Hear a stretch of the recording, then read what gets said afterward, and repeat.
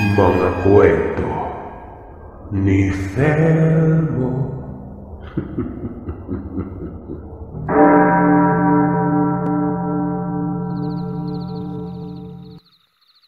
Mapagpalang araw po sa inyo, Sir Seth. Tawagin niyo na lamang po ako sa pangalang Joel. 14 na taong gulang pa lamang ako nung mangyari ang karanasan kong ito. Kasama ang kapatid kong itago na lamang natin sa pangalang June. Taong 1989 yon. At medyo liblib pa ang baryo kung saan kami naninirahan. Nang mga panahong ito ay puno ng mga katanungan at pagtatakang isipan ko. Gawa ng isang araw, basta na lamang kaming magkapatid iniwan ng aming ina. Wala siyang iniwang sulat, wala ding paliwanag. Basta na lamang ito naglaho bigla. Ang sabi ni tatay, sumama daw sa ibang lalaki si nanay. Pero hindi ako naniniwala. Alam kong may ibang dahilan kung bakit bigla na lamang kaming iniwan ni nanay ng walang paalam. Umaasa din akong balang araw ay babalikan niya kami. Gaya ng palagi niyang sinasabi sa amin nung hindi niya kami iiwan ni Junjun. Mga ilang araw ngang nakalipas matapos kaming iwan ni nanay sa poder ni tatay. May napapansin na akong kakaiba sa aking ama. Madalas itong wala sa bahay tuwing umaga. Kapag dumidilim naman na, ay saka pa lamang ito magpapakita sa amin ni June. Hindi ko alam kung saan ito nagpupunta. Hindi ko rin alam kung pumapasok pa ba ito sa pinagtatrabahuan niya. Isa pa sa mga napupuna ako, tuwing umuwi ito sa bahay, ay may kasama itong mga kalalakihang hindi ko kilala. At ni minsan ay hindi ko pa nakita ang mga yon. Palagi ding nakaitim ng kasuotan ng mga ito. Naakala mo'y palaging namamatayan. Kapag namang tinatanong ko si tatay kung sino-sino ang mga kasama niya, pinapagalitan lamang ako't pinagsabihang huwag mangialam at iwasang magtanong sa kanya. Dahil pikang-pika siya sa mga taong matanong at makulit. Kaya nga raw lagi niyang nasisigawan si nanay noon dahil sa pagiging matanong nito.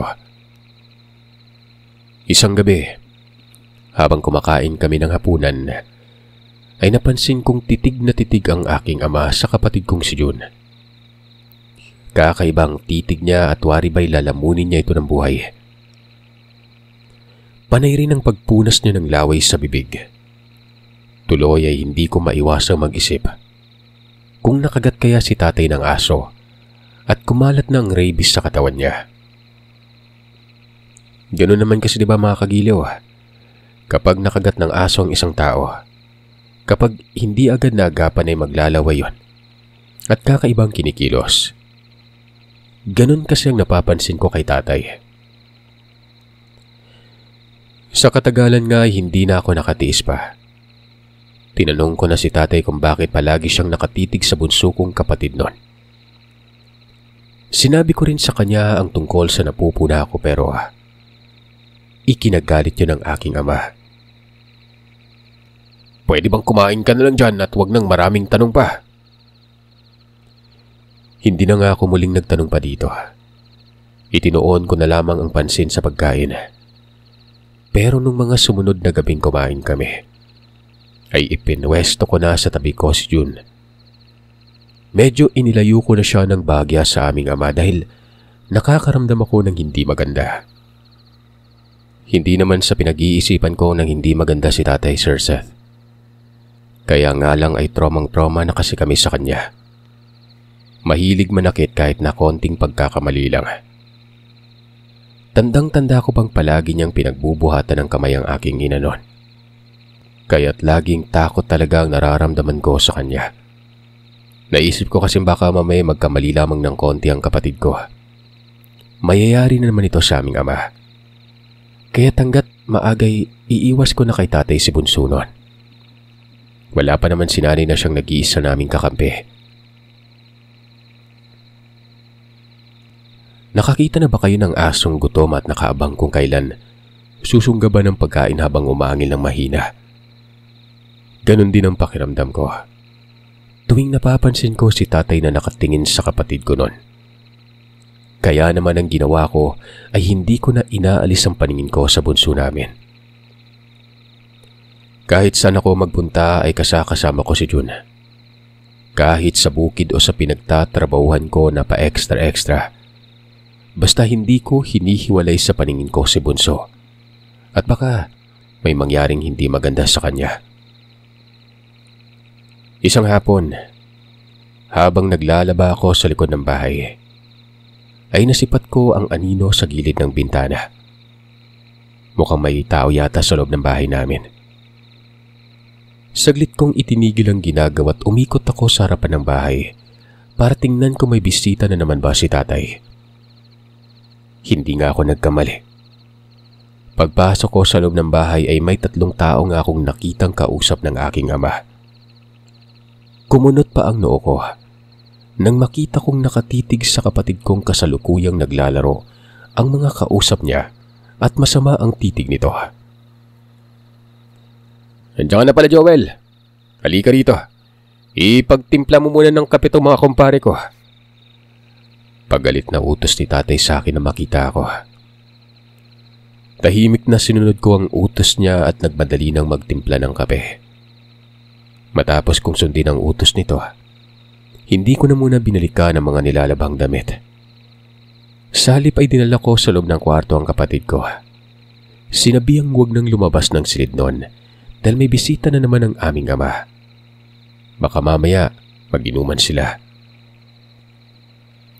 Kinagabihan, pinilit kong huwag makatulog kaagad. Palihim kong pinagmamasdan ang kilos ng mga bisita ni tatay at pinakiramdaman. Hindi kasi ako mapalagay at hindi akong komportable sa mga kainuman niya. Pagpatak ng 12:00 ng ating gabi, hindi pa rin sila tapos sa pag-iinuman. Inaantok na ako noon pero pinipigilan ko lamang na huwag makatulog. Maya-maya pa ay tumayo ang isa sa mga kainuman ni tatay at nagpaalam na lalabas lamang ito at maghahanap ng pulutan. Napakunot ako at nagtanong sa isipan kung saan maghahanap ng ipupulutan ng kaibigan niya. Gayong 10 oras na ng gabi. Sarado na ang lahat ng mga tindahan. Saktong paglabas ng bahay nito, nakarinig ako ng huni ng wakwak at parang umiikot yun papunta sa likuran ng bahay. Kinabahan ako at dahan-dahang tumayo para silipin ang aking ama. Kung ano ang naging reaksyon niya sa huni ng wakwak na naririnig ko noon. Batid kong naririnig niya rin yon dahil may kalakasan naman ang tunog. Pero noong masilip ko na si tatay, mula sa siwang ng pintuan, ay nakita kong parang baliwala lamang sa kanya ang huni ng wakwak noon. Maging ang mga kasamahan niya ay ganun din. Tawa pa nga ng tawa ang mga ito na parabang nag-aasaran. Hindi man lamang sila nag-aalala doon sa kainuman nilang kasalukuyang nasa labas ng bahay. Lalabas na sana ako ng silid para sabihin kay tatay ang tungkol sa narinig pero agad akong natigilan sa ginagawang pagkakbang nang marinig ko ang isa sa mga kaibigan ni tatay na nagsalita. "Mukhang sinumpong na naman yung pagiging aswang ni kumparing Emong . Akalain mo ba nang kakalabas nga lang ng bahay hindi na kaagad napigilan humuni?" Sumabat naman ang isa pa. Nagwikang dapat pinigilan daw ng kainuman nila ang pagiging aswang nito dahil baka mamaya niyan ay may makaalam na kapitbahay. "Hayaan mo na, mukhang naamoy niya yata yung buntis naming kapitbahay. Baka yun yung pinuntahan niya at pinagbalakan." Sumabat naman ang isa pa't nagtawanan na naman sila. Bago pa man mapansin ang aking amang nakikinig ako, nagmadali na akong isinara ang pintuan at nahiga na lamang. Kinilabutan ako sa mga pinag-uusapan nila noon. Hindi ko alam kung nagbibiro lamang ba sila tungkol sa kasama nilang lumabas o hindi. Kapwa lasing na kasi silang lahat, kaya't hindi ako sigurado kung tama pa ba ang mga pinagsasasabi nila. Pero kinabukasan, nagulat na lamang ako nang magkagulo ang mga kapitbahay namin. Nakunan daw si Ate Rowena, ang buntis naming kapitbahay. Saglit akong napapaisip at naalalang tungkol sa pinag-uusapan ng mga kainuman ni tatay. Pero wala nang mga ito nang magising ako. Tanging ang mga kalat na lamang nilang pinag-inuman ang nadatnan ko. Ultimong si tatay ay umalis na naman yata. Wala din kasi siya pag-gising ko noon. Hindi man lamang ito nag-iwan ng pambili namin ng pagkain para sa agahan. Ayan na kasi ang sinasabi ko sa inyo. May aswang talaga kagabi. Ayaw niya kasing maniwala sa akin eh. Paninisip pa ng matandang kapitbahay namin. Sinaway naman ito ng asawa at pinagsabihan huwag na maingay. Nakakadagdag lamang ito sa problema sa ginawang paninisi. Napapakamot na lamang sa ulo ang kapitbahay kong yon. Nung makita niya ako ay nagmadali siyang lumapit at tinanong kung nasaan na naman ang magaling kong ama. Umalis na po si tatay. Hindi ko alam kung saan siya nagpunta. Sigurado ako mamayang hapon na naman yung uwi nun. Seryosong tumingin sa akin ang matanda at hinawakan ng balikat ko. Joel, iyo. Tandaan mo palagi itong sinasabi ko sa iyo ha. Huwag na huwag mong pabayaan yung kapatid mong si John. Hanggat maaari huwag mong itiwala dyan sa ama mo dahil hindi maganda ang kutob ko sa taong yan. Tinanong ko ang matanda kung bakit niya nasabing yon. Kung may ginawa bang hindi maganda si tatay sa kanya. Saglit na humugot ng malalim na hininga si Mang Junior bago nagsalita nun. Lumikot-likot pa ang mga mata niya at para bang may hinahanap o tinitingnan sa hindi kalayuan. Basta, sundin mo na lang yung sinasabi ko. May isip ka na at alam mo naman na siguro o napapansin mo na yung mga kakaibang galaw o ginagawa ng papa mo. Sa ngayon yun na lang muna ang kuhaan mo ng basihan kung bakit pinapaalalahan kita ha. Lalo na dyan sa mga sinasama niya mga kaibigan. Hindi magandang kutob ko sa kanila. May sasabihin pa sana si Mang Junior sa akin. Ang kaso nga lang itinawag na kagad siya ng asawa niya at pinanlakyan ng mga mata. Nang makaalis na ang matanda ay hindi na ako nakiusyoso pa. Bumalik na lamang ako sa bahay. Inasikaso ang kapatid ko. Isang hapon, umuwi na naman si tatay na may kasamang mga kaibigan. Hindi na ako nakatiis pa. Tinanong ko na siya noong magkasarilinan kami sa kusina. Kung sino-sino ang mga kaibigan niya at bakit palagi na lamang pumupunta sa bahay ang mga ito. Hindi siya sumagot. Bagkos ay tiningnan lamang niya ako ng matalim at nagsindi ng sigarilyo at tinalukuran ako. Para akong baliw na nakikipag-usap sa hangin nun. Magmula nang mawala si nanay ay ganun na palagi ang ginagawa ni tatay. Kung kakausapin niya man ako, tipong uutusan o kaya ay may kailangan ito sa akin. Ganun lang. Tapos para na akong hangin sa paningin niya. Maliban na lamang sa kapatid kong si Jun. Kaya't mas lalong lumala na tuloy ang pagdududa ko sa aking ama. Alam kong may mali na talaga sa kanya. Maliban sa pagiging bugnutin at mapanakit sa anak. Ang paningin ko sa kanya na mga sandaling yon. Parang hindi na siya si tatay. Nag-iba na rin ang amoy niya at para bang ilang linggo na itong walang ligo. Pero nakikita ko naman siyang naliligo, Sir Seth, at naglilinis ng katawan. Naalala ko ngang may mga pagkakataong napapansin ko siyang lumalabas ng bahay sa madaling araw.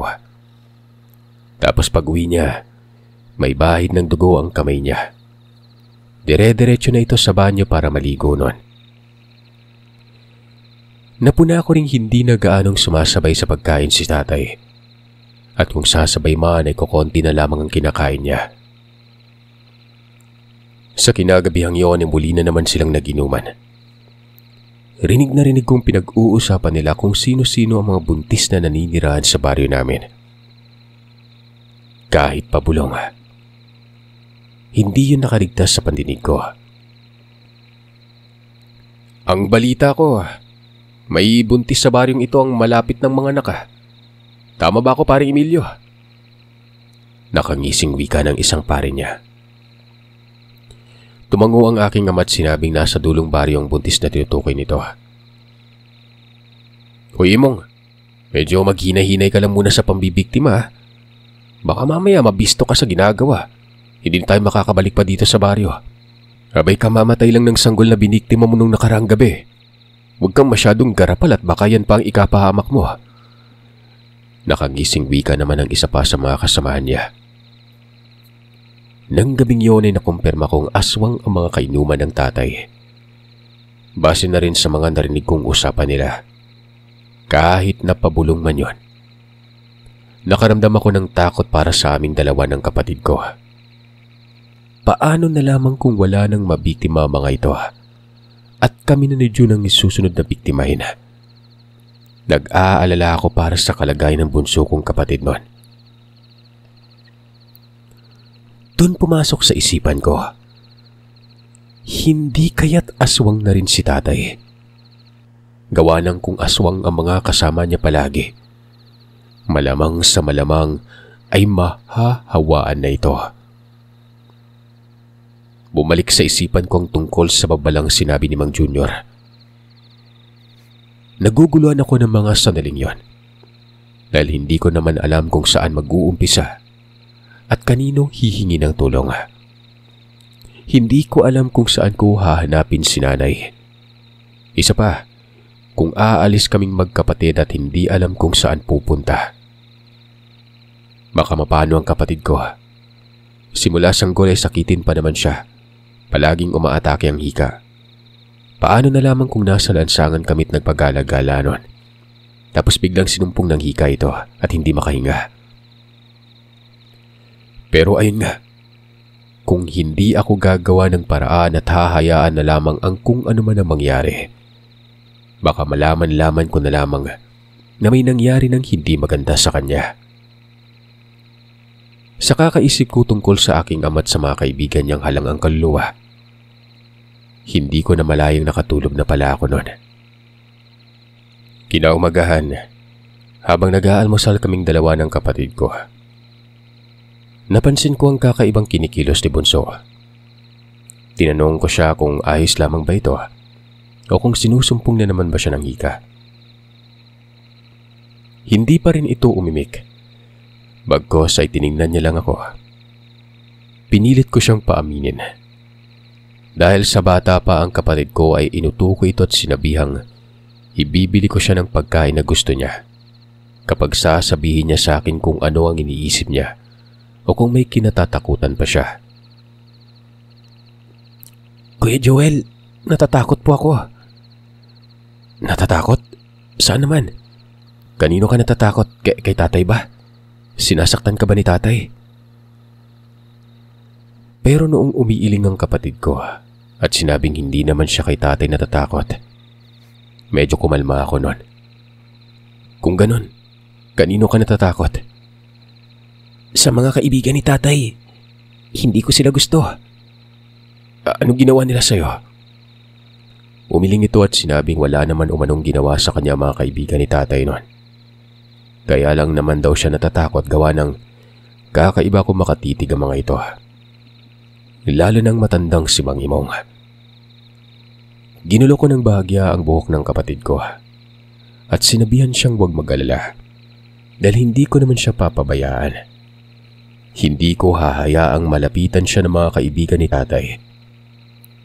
Pinayuhan ko din siya na kung sakali man o hindi man maiwasan na wala ako sa bahay at dumating na ang aming ama't mga kaibigan nito, lumabas siya at pumunta na muna sa bahay ni Mang Junior. Doon na muna siya tumambay habang wala ako. Tumango ang kapatid ko at nagwikang tatandaan niya mga sinabi ko. Matapos naming kumain ay pumunta kaming magkapatid sa bahay ni Mang Junior. Magbabaka sakali na naman akong magtanong sa matanda kung may balita na ba siya kay nanay. Umaabot kasi kung saan sang baryo si Mang Junior para makipag-inuman nun. Kaya't sa kanya ako lumalapit para magtanong kung namataan niya ba ang aking ina sa ibang baryo. Pagdating namin sa bahay ni Mang Junior, nadatnan ko itong nagpapatuka ng mga alagang manok niya. Magandang araw po, Mang Junior. Mukhang abalang-abala yata kayo sa pagpapatuka dyan sa mga alaga niyo. Gusto niyo po tulungan ko kayo? Nako, maraming salamat na lang iho, pero hindi na. Kayang-kaya ko na ito. Sinabi pa nito na alam na daw niya kung ano talagang sadya ko noon. Ikaw talagang bata ka, oh. Alam ko na yung galawan mo, pero tatapatin na kita, ha? Alam mo kasi hanggang ngayon ay hindi ko pa rin nakikita ang nanay niyo. Magta3 linggo na magmula nung umalis siya. Hindi kaya't may nangyari na sa kanyang hindi maganda. Mabilis na tinakpan ko ang tenga ng kapatid ko at sinaway si Mang Junior noon. Sinabihan ko siyang wag magsalita ng hindi maganda tungkol kay nanay, lalo na kapag kasama ang kapatid ko. Humingi naman ng pasensya si Mang Junior pero muli siyang nagsalita tungkol sa aking ina. Aniya, hindi naman sa pinag-iisip niya ako pero hindi ba daw ako nagtataka kung bakit bigla na lamang siyang nawala? Alam umano ng matandang hindi magagawang manlalaki ni nanay dahil rinig niya palagi kung paanong akusahan ni tatay ang aking ina at kung paano nitong saktan at pagbuhatan ng kamay. Kapag daw naririnig nilang mag-asawang bumabalahaw ng iyak si nanay, ay alam nilang sinasaktan naman ito ni tatay. Gusto niya nga raw sanang pumunta sa bahay namin para saklolohan si nanay pero pinipigilan siya ng asawa niya at pinagsabihang wag mangialam at baka madamay pa. Kaya nga nagulat siya nang mabalitaan niyang naglayas ang aming ina. Nainiwan kami nito sa aming ama. Kung totoo kasing naglayas ito, di sana'y isinama na kami ni nanay noon. Gawa ng alam naman umano ng aming ina kung gaano kaitim ang budhi ni tatay. Tiyak nitong kami ang pagbubuntunan ng galit nito dahil sa ginawa niya. Pero ang tanong, bakit hindi kami isinama? Magdasal na lamang tayo na sana'y wala talagang nangyaring masama sa kanya. O kung meron man, sana'y makaligtas siya sa kung anumang suliranin ang kinakaharap niya. Nanlulumong umuwi kami sa bahay ng kapatid ko. Mukhang wala na yatang pag-asa pang makita naming magkapatid uli si nanay. Kung sakali mang totoo ang sinasabing Mang Junior. Sin naman ang gumawa ng masama kay nanay? Ang alam ko ay wala naman siyang kaaway. Si tatay lang. Sa pagdaan ng mahabang oras at muli na namang gumabi, kagaya ng nakagawian ay nasa bahay na naman ang mga kaibigan ni tatay. Pero ng gabing yon, katakatakang hindi nagiinuman ng mga ito. Wala lang silang tigil sa paghasa ng mga patalim. Mapakutsilyo man o itak. Nawari ba'y may pinaghahandaan? Kakaiba din ang mga titig na ipinupukol nila sa kapatid ko. Tuwing tinatapunan nila ito ng tingin. Kaya ang ginawa ko ay dinala ko sa loob ng kwarto si June. Hinatiran na lamang siya ng pagkain. Palihim din akong kumuha ng patalim sa kusina. Nilagay ko sa ilalim ng higaan nun. Para kung sakali mang may mangyaring hindi maganda, may pagtatanggol ko ang kapatid ko laban sa mga taong nagbabalak ng hindi maganda sa kanya. Malakas ang kutob kong may hindi magandang mangyari ng gabing yon, kaya mas lalo pa akong nakikiramdam. Mga bandang 9:00 ng gabi, lumabas ako ng kwarto para kumuha ng tubig na maiinom. Iniwang bukas ang pinto para makita ko pa rin ang kapatid ko. Dahan-dahan akong naglakad patungo sa kusina. Iniwasan kong gumawa ng ingay. Habang naglalakad ay panay ang paghinga ko ng malalim para maibisan ang malakas na pagkabog ng dibdib ko noon. Kinapa ko ang patalim na nakasiksik sa gilid. Maya-maya pa ay narinig ko ang boses ng mga kaibigan ni tatay sa labas ng bahay. Kaya't ang akala ko noon ay naroroon sila sa labas. Pero noong makarating na ako sa kusina, saglit akong natigilan sa paglalakad nang makita ko ang aking ama. Nakasandal sa may upuan habang nakatitig sa kisame. Tay? Mahina akong tawag habang hindi inaalis ang tingin sa kanya. Hindi ito kumilos, kaya't lumapit pa ako ng konti nun. Inangat ko ng bahagya ang hitak. Handa na ako sa kahit anong mangyari. Tay, kukuha lang po ako ng tubig. Nauutal kong wika at dahan-dahang lumapit sa lababo. Pero agad na napapitlag ako nang biglang humarap sa akin ang aking amat. Nakamulagat ang mga matang namumula. Walang tigil din sa pagtulo ang mga malalapot na laway nito. Kamuntikan pa akong maduwal nang malanghap ko ang napakabahong amoy. Tay, anong nangyari sa'yo? Kinakabang tanong ko sa aking ama. Pero wala pa rin akong nakuhang sagot mula sa kanya. Sa halip ay may hinang pag-angil lamang ang naririnig ko mula sa kanya na para bang nanggagalaiti ito. Dahan-dahan akong umatras na makita kong dahan-dahang humakbang ang aking ama papalapit sa akin habang nakauwang ang dalawang kamay nun. Anak, bakit gising ka pa? Hindi ba't ang sabi ko ay matulog ka na? Ang kapatid mo tulog na ba siya? Bakit mo natanong, Tay? Magsasalita pa sana ako pero agad akong napalingon nang marinig ko ang boses ng kapatid ko. Umiiyak siya habang nagtatatakbong lumapit sa akin. Pagbalik ko ng tingin kay tatay, nakita kong mas lalong nanlaki pa ang mga mata niya. Mabalasik na nakatingin sa kapatid ko. Sa nakakatakot na boses ay tinawag niya si John at pinapalapit sa kanya. Pinigilan ko naman ang kapatid ko at hinawakan ng kamay. Huwag kang lumapit sa kanya, Jun. Hindi na siya si tatay. Isang malademonyong tawa ang pinakawalan ng aking ama. Kahit natatakot man ay hinugot ko sa tagiliran ng patalim at tinutok sa kanya yon. Huwag kang sumunod sa amin kung ayaw mong itarak ko yung patalim na ito sa katawan mo. Naisip kong lalabas kami ng bahay ni Jun. Hihingi ng tulong sa mga kapitbahay. Ang kaso, nasa labas ng bahay ang mga kaibigan ni tatay nun. Kumakabog ang dibdib ko habang hindi inaalis ang tingin sa aking ama. Unti-unti na itong nagiging halimaw sa paningin ko. Mas lalong nadagdagan ang takot na nararamdaman ko nang masipat kong nagsipagpasukan na ang mga kasama niya. May mga kanya-kanyang bitbit na karning hilaw ang mga ito. Walang tigil sa pangasab na parang mga gutom na nilalang. Nanlilisik ang mga matang namumula. Halos maligo na ng dugo ang kanilang mga pagmumuka.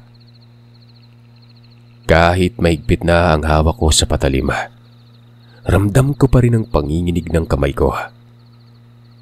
Nakangising inutusan ako ni tatay na ibigay sa kanya ang kapatid ko kung ayaw ko umanong masaktan. Hindi ako pumayag at nagmatigas ako't sinigawan ng aking ama noon. Huwag kayong lumapit sa akin. Huwag niyong hawakan yung kapatid ko. Dahan-dahan akong umatras habang itinututok pa rin sa kanilang patalima. Nagtatapang-tapangan na lamang ako ng mga panahon na yon. Alang-alang sa kapatid ko. Hanggang sa isang malakas na kalabog mula sa pintuan ang narinig ko nun. Kala ko talaga may bago na namang kasamaan si tatay na dumating.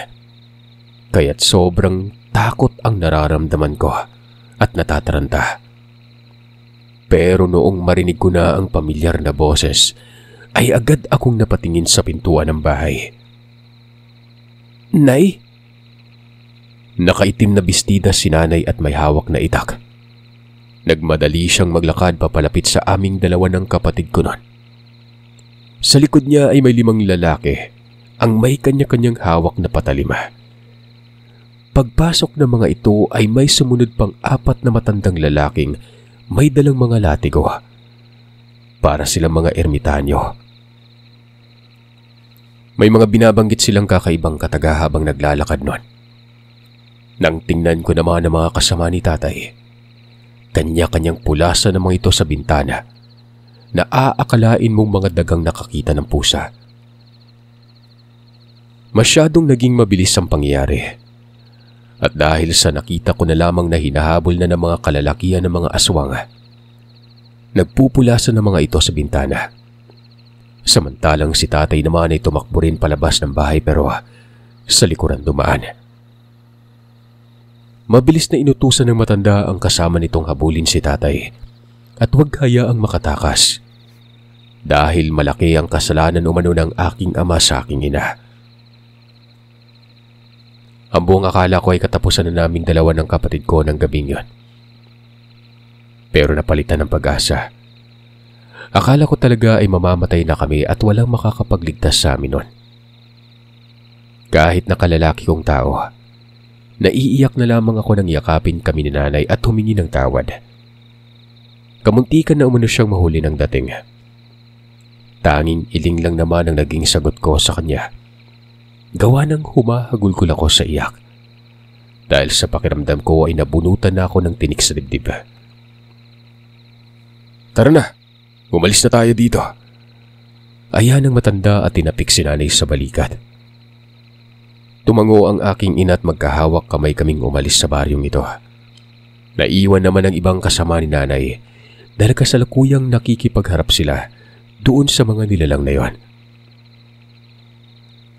Nakarating kami sa isang liblib na lugar. Parang purok. Pagpasok namin sa bahay ay may mga matatandang babae akong nakita. Gagad na inabutan kaming dalawa ni June ng maiinom na tubig at inutusang inumin namin. Nang sa ganoon ay kumalma kami at maalis ng takot na nararamdaman. Ayoko sanang sundin ang utos na matanda. Nakita ko kasing binulungan at hinipan niya ang baso bago niya inabot sa akin yon. Pero noong sabihin ni nanay sa akin na ayos lamang ito at walang mangyayaring hindi maganda, saka ko pa lamang ininom ang laman ng baso. Nang maubos ko na nga ang laman ng baso, nakaramdam ako ng kaginhawaan at lumuwag ang daluyan ng paghinga ko. Noong medyo kumalma na ako ay saka pa lamang nagkwento si nanay kung bakit bigla siyang nawala. Ayon sa kanya ay dinala pala umano siya ni tatay sa sinasalihan nitong grupo ng mga kulto. Pilit siyang pinahawaan ng pagiging aswang. Nagmatigas siya noon kaya't bugbog ang inabot niya. Nakamuntikan niya pang ikamatay. Sa huli ay nagtagumpay ang aking ama sa binabalak nito. At noong makahanap si nanay ng pagkakataon at hindi nakabantay sa kanya ang grupo ni tatay, nagmadali siyang tumakas. Uuwi sana siya sa bahay para kunin kami. Pero natatakot siya dahil alam niyang hindi niya kami maililigtas sa kamay ni tatay. Dahil halos malumpo na rin siya sa ginawang pambubugbog ni tatay sa kanya. Mabuti na lang talaga at may albularyong nakakita sa kanya noon. Humingi siya ng tulong sa albularyo na iligtas kami sa poder ni tatay. Dahil narinig niya ang pagpaplano ng mga itong iaalay umano ang kapatid ko sa kanilang pinuno.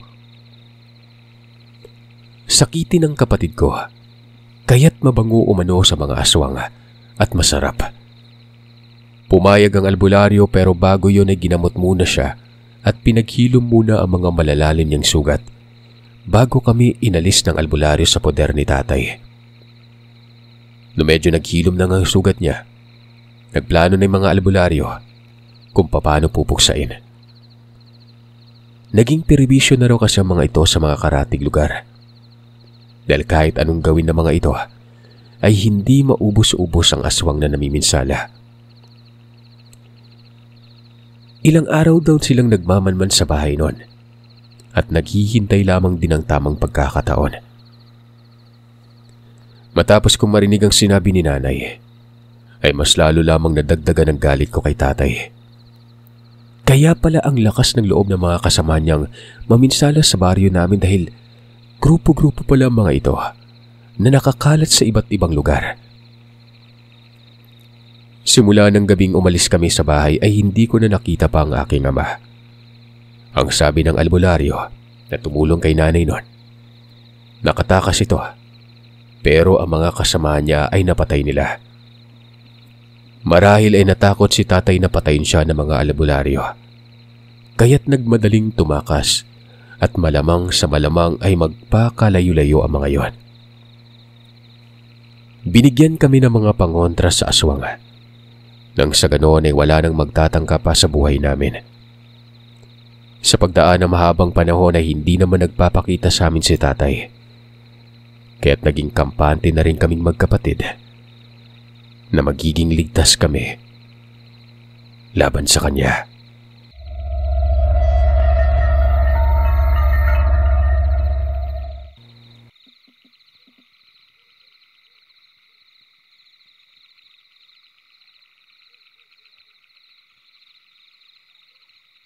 Maraming salamat mga kagiliw sa pakikinig.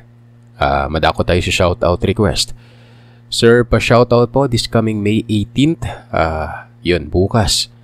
Birthday ko and May 19 ang kuya kong gwapo, masipag at mapagmahal na si Engineer Alvin Asuncion of Oman. Regards na rin sa family ko sa Pampanga. Yung tito ko, my friend na kapre, adik din sa inyo, baka kasama pa niya, nakikinig yon. Thank you in advance, praying for you always and God bless from Eliza Sumang Asuncion. Sir, pa-shoutout po, silent listener since 2021. Pa-shoutout po sa asawa at anak ko na nayanggaw ko na rin, Joy Flores and Tanisha Migomi Haboneta. Tsaka sa second cousin ko na siya namang yumanggaw sa akin, Ana Rose Bibara. Pakisabi na din po yung chapter ko, Triskelion de Barangay 20 chapter, TBBUC NOSUPROCOTDV. So, hindi ako sure kung ano wording siya, no? Pero, yan. More power po sa channel mo and more stories po. Salamat, ingat kayo palagi. From Kent Haboneta. Magandang araw, Sir Seth. Pag-greet po sana sa anak ko na si Rain Hesel Ebido at sa bunso naming kapatid na si Ivy Ebido. Happy birthday at lagi kong binabalikan ang bodyguard kong aswang kapag wala ka pang bagong upload. Alam ko pong matagal na yung kwento mo na bodyguard kong aswang. Kinikilig talaga ako kina Lindon at Ann. Sana mag-send sila ulit sa'yo. Maraming salamat po and God bless. Isa po akong OFW dito sa Kuwait from Rachel Ibido. Hello mga kagiliw, maraming salamat po sa inyo. Happy weekend po sa inyo lahat.